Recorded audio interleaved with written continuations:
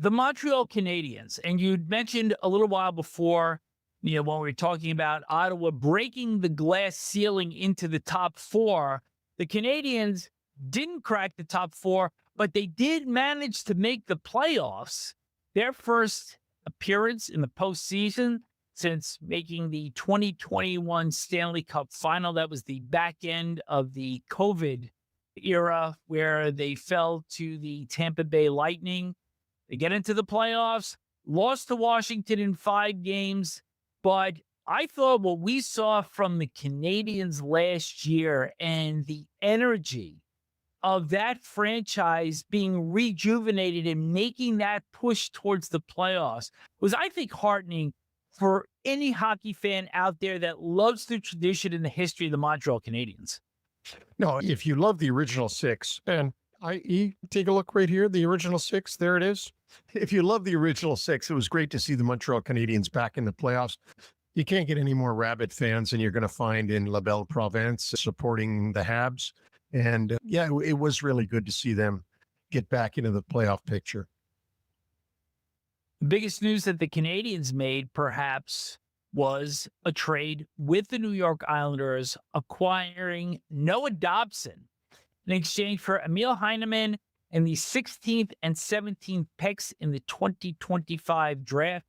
Dobson turned around, signed 8 years, $9.5 million V. And I think when you and I saw this deal, it certainly raised our eyebrows. I don't see Dobson as a player in that financial stature, but as Elliot Friedman had told us, you're worth what somebody's willing to pay you. But you saw this player over the course of several seasons at UBS Arena, and I think we're in agreement here that this is a little bit of an eye-opener for the price that they wound up paying.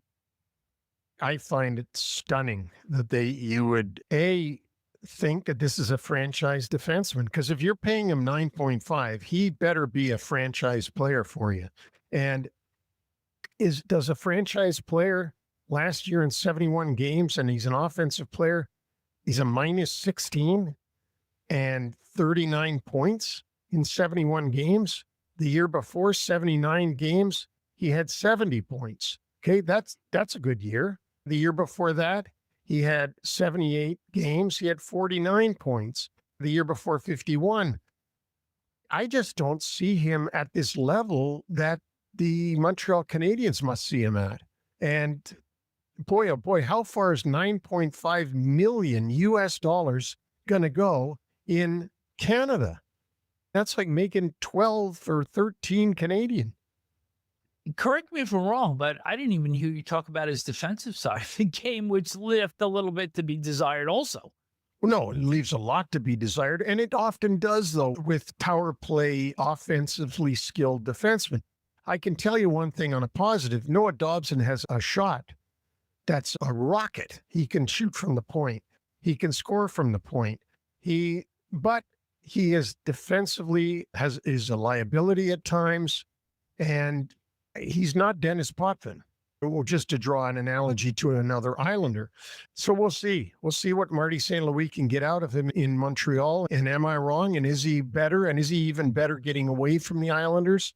The Islanders had some pretty good players, but we'll get to them when we get to the Metro Division. Let's flip this positive, though, because whether they're on the same power play unit or head coach Marty St. Louis decides to split them up and have them play on different units, left-handed shot, Lane Hutson, right-handed shot, Noah Dobson.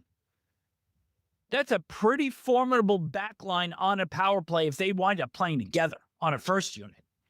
Oh, it is. There's no doubt about it. And they probably will play together on that first unit. I would think that they'd put everything that they had out there, at least to try them. And I don't see why they wouldn't work out. Like you said, one's a left, one's a right.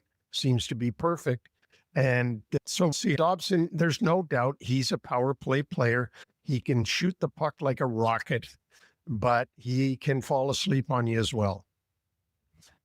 You have to think that power play is going to step up in the league rankings this year. They were 21st in 2024-25. So let's hit the ads. In addition to Dobson, they get Zach Bolduc in a trade with St. Louis in exchange for defenseman Logan Mailloux. Cabo Kahkonen signs as a UFA from Florida. He actually never played with the Panthers, so he'll probably be third-line goaltender.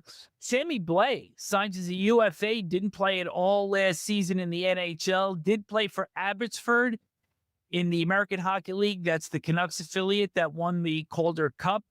And also Joe Veleno signs as a UFA. He had been traded by Chicago to Seattle, released by the Kraken, and signed by the Canadiens. And on the RFA re-signings, goaltender Jacob Fowler, who did a commendable job last season, in defenseman Jaden Struble. The notable drops, Caden Primeau was pretty much third-line goaltender. He gets traded to Carolina. Yoel Armia signed as a UFA by the Kings. Christian Dvorak signed as a UFA by the Flyers. Michael Pezzetta, as we mentioned earlier, signed as a UFA by Toronto. Raphael Harvey-Pinard signed by the Penguins. And Alex Barré-Boulet signed as a UFA by Colorado. So we got a lot of hyphenated names in there. So now it comes time to the Bleu, Blanc, et Rouge questions about the Canadiens.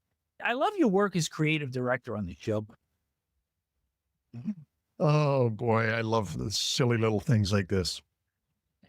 So in addition to having the number 3 rated prospect pool in the NHL per The Athletic, and we start off with Ivan Demidov, who came over and made pretty big splash in the immediate last year. And then as the playoff series went on against the Capitals, disappeared a little bit. But nonetheless, I think Canadian fans excited about him, Jacob Fowler, David Reinbacher, Michael Hage, and Owen Beck, who's a possible top 6 forward going forward.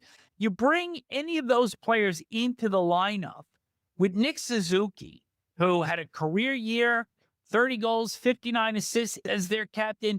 Juraj Slafkovsky, I think, is becoming more and more of a physical and just a great power forward presence. He had 51 points last year. Cole Caufield with 37 goals. You add on Lane Hutson, who comes off a Calder Trophy winning season. So you put all this into a cauldron here. And I still think this is a bubble team, but they're a dangerous bubble team. They're a very dangerous bubble team. And if they can continue the improvement by some of the players that you just mentioned, they could find themselves back in the playoffs again. If some of the things don't work out that they're trying to do, they could find themselves regressing this season. And for example, we mentioned Noah Dobson. They put a lot of stock in that move, that Noah Dobson. Can Lane Hutson do it again?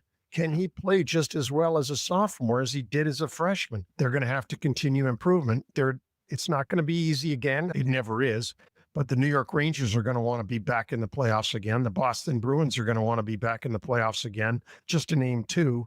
And so the field is going to get tighter. It's not going to get any easier for Montreal and for Ottawa, for that matter. Just based on what we've spoken about with the Senators before, Canadiens now, and we're not into predictions, but based on the movement that you've seen by both of these clubs during the summer, to this point, who gets in? Ottawa, Montreal, neither, or both in 2026? I would have to say that I think Montreal will have a real good shot at it. And I think Ottawa does too. I do. But you know that New York Rangers are not going to sit still. So there's one team out. And is there anybody before Ottawa that we talked about who might not make it? I don't see it. But I think that the better chance is probably going to be Montreal than Ottawa because of what you mentioned, the lack of goal scoring. But it's going to be really hard. Those wild card spots are going to be really tough this year.